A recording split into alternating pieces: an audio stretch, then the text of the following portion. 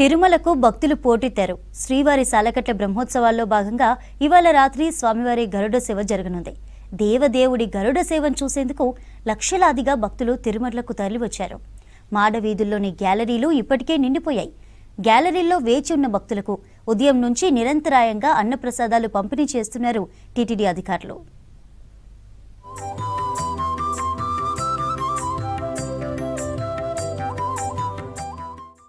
మాడవీధులకు బయట ఉన్న భక్తులకు కూడా గరుడ వాహన సేవ దర్శనం కల్పించేలా ప్రత్యేక ఏర్పాట్లు చేశారు టీటీడీ అధికారులు.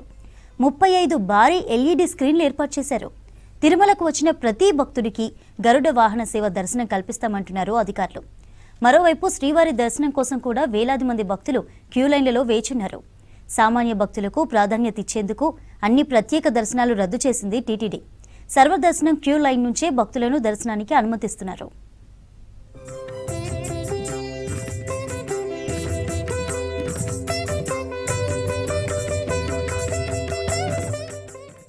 తిరుమలలో గరుడ సేవ నేపథ్యంలో తిరుపతి నుంచి తిరుమలకు పెద్ద సంఖ్యలో భక్తులు తరలి వస్తున్నారు.